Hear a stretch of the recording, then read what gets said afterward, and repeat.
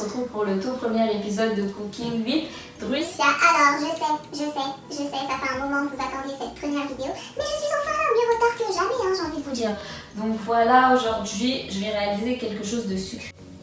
Donc c'est quelque chose de sucré et quelque chose que vous avez sûrement dû voir tourner partout sur les réseaux sociaux. Ou du moins, vous avez dû le voir à des anniversaires, c'est sûr.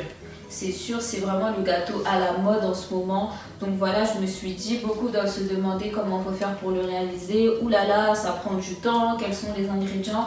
Vous inquiétez pas, aujourd'hui je vais tout vous expliquer.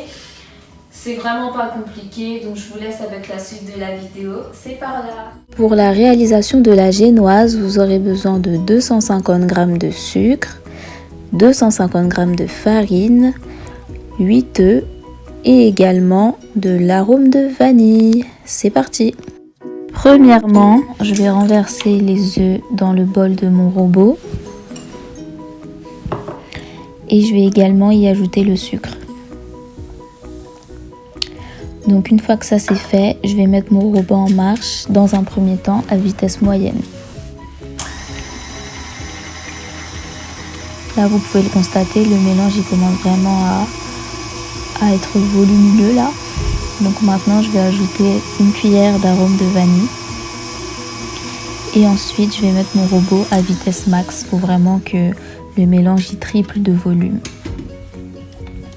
Donc là, c'est parfait. C'est bien mousseux, bien volumineux. Donc une fois que ça c'est fait, je vais prendre ma farine et mon tamis et je vais venir tamiser la farine. Voilà, je renverse, je tamise, je renverse, je tamise. Pourquoi tamiser? En fait, c'est très important. Ça va permettre d'obtenir une farine sans grumeaux, bien lisse. Donc une fois que ça c'est fait, je prends ma spatule et je vais venir mélanger tout ça du bas vers le haut.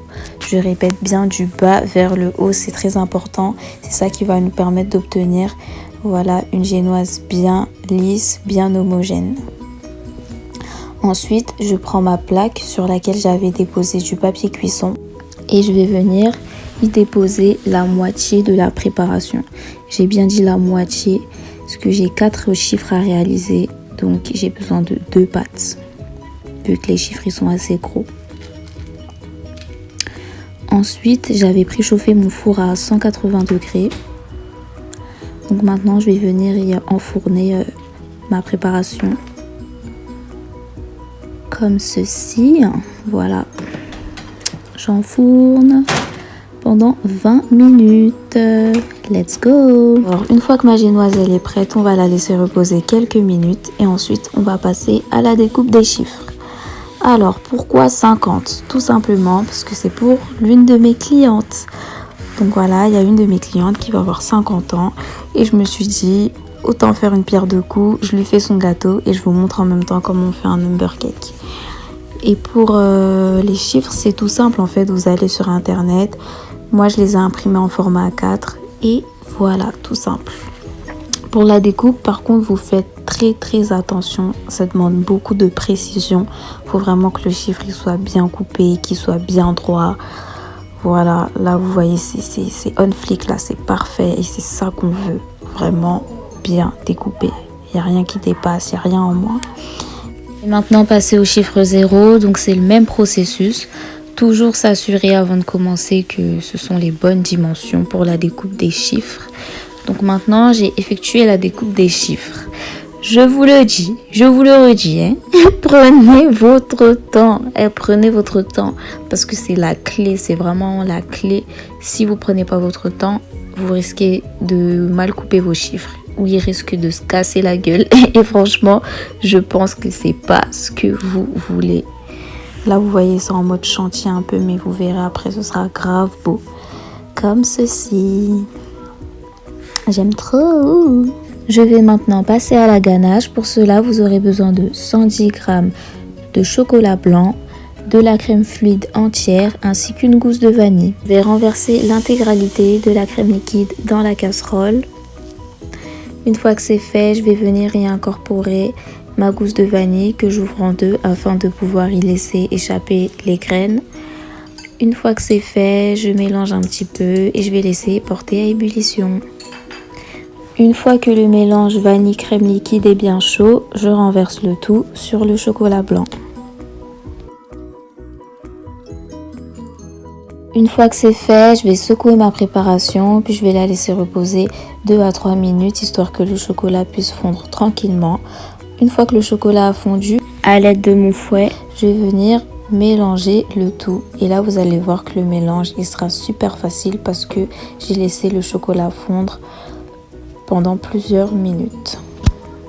Comme vous pouvez le constater, le mélange, il est tout lisse, il n'y a aucun grumeau, c'est super. Donc maintenant je l'ai filmé et j'ai laissé reposer toute la nuit au frigo. Je vais maintenant passer au sirop d'imbibage. Pour cela, vous aurez besoin de 150 g de sucre, 250 ml d'eau et quelques fraises.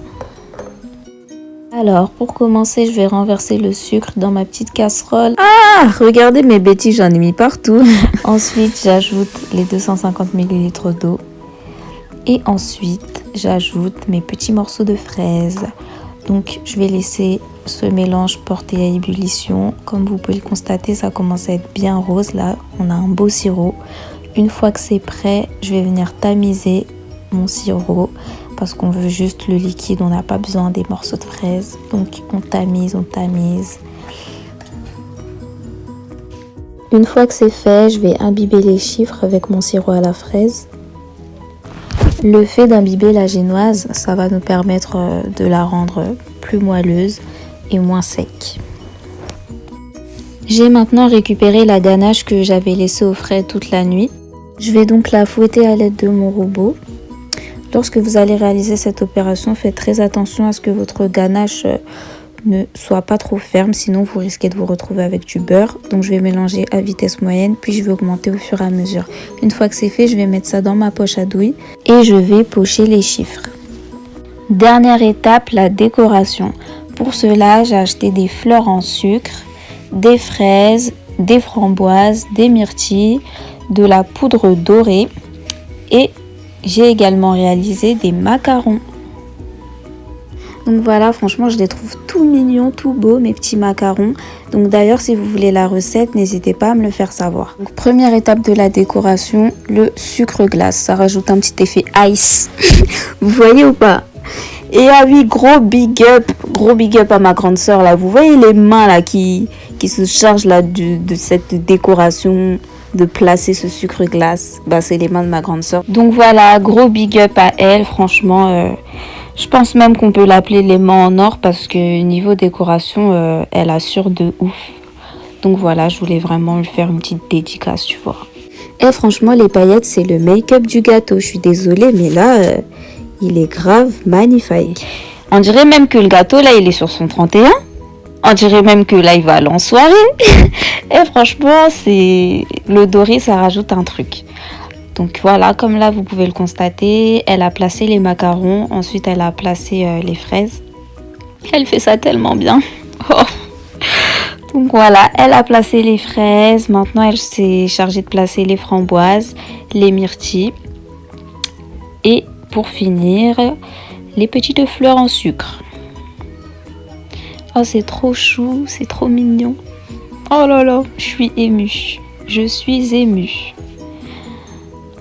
Tadam! Donc voilà le résultat final de mon number cake. Franchement, je sais pas pour vous, mais moi je le trouve juste magnifique. C'est tout aussi beau que bon.